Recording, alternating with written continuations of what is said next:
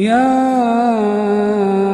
أيها الناس إن وعد الله حق فلا تغرنكم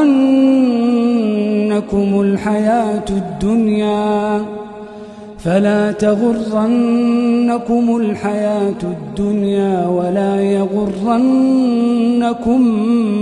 بالله الغرور.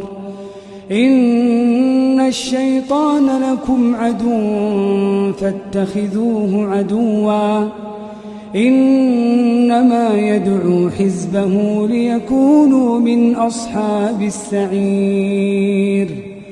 الذين كفروا لهم عذاب شديد والذين آمنوا وعملوا الصالحات لهم مغفرة وأجر كبير.